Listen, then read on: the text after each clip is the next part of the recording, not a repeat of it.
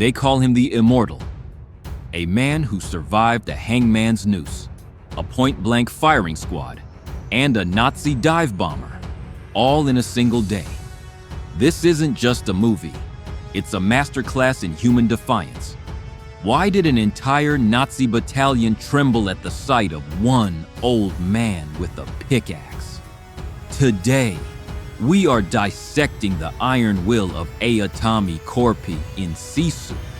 Stick around, because you're about to see what happens when you push the wrong man to the absolute brink of death. To the world, Aatami Korpi is just a gold miner. But to those who know the history of the Winter War, he is a ghost. He lives in the silence of Lapland, a place as cold and unforgiving as his own heart. The first thing you notice about this man is his silence. In over 90 minutes of film, he barely speaks a word. Why? Because Aatami is a man who has transcended the need for human connection.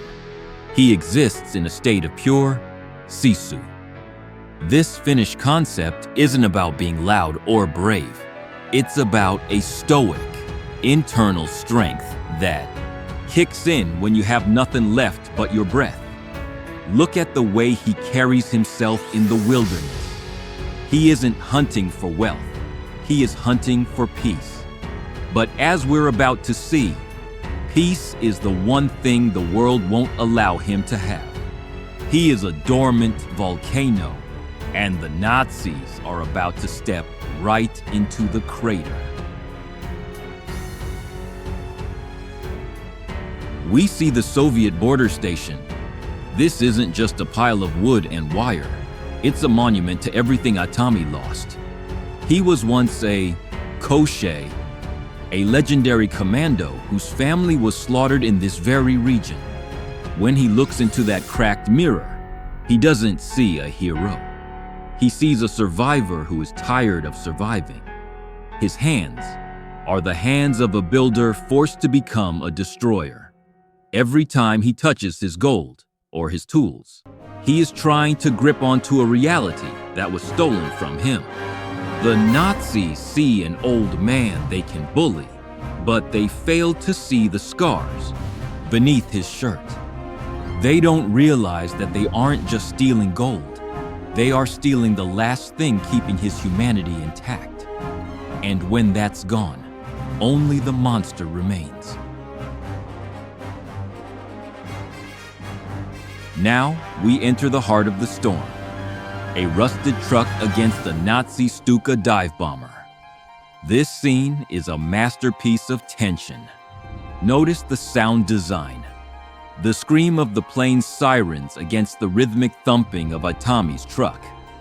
As the 20mm cannons shred the wooden bed of the vehicle, Aatami doesn't flinch. Look at his eyes in the cabin. This is iron will in its purest form. Most men would scream. Aatami just grips the wheel tighter. He understands a fundamental truth. The plane has a limited amount of fuel and ammo, but his resolve is infinite. Time equals 0.5 seconds. He treats the explosion and the flying splinters like a summer rain. He isn't driving a truck. He is driving a message. He is telling the Nazis that their technology, their planes, and their bombs are useless against a man who has already died once and decided he didn't like it. This is the moment that defines the entire movie. The Nazis hang him. They leave him to swing in the freezing wind, believing the Immortal has finally met his end. But Aatami Korpi refuses to follow the rules of biology. While the rope chokes him, he finds a rusted iron nail on the gallows frame. He doesn't just reach for it, he hooks an open wound on his leg onto it.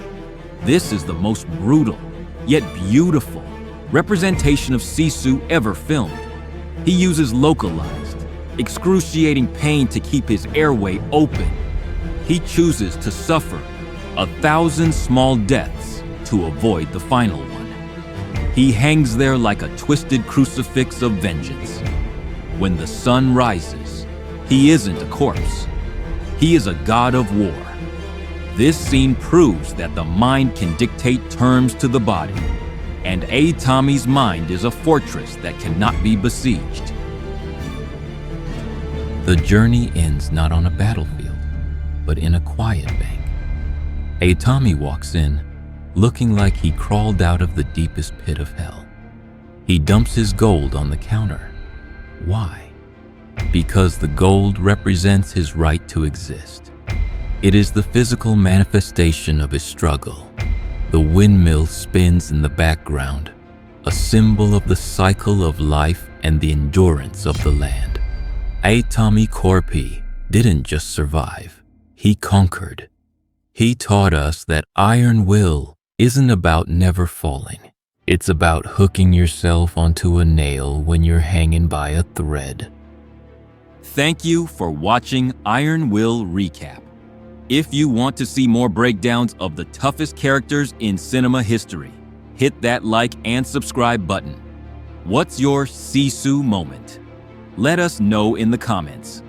I'm your host, and remember, as long as you can breathe, you can fight. See you in the next one.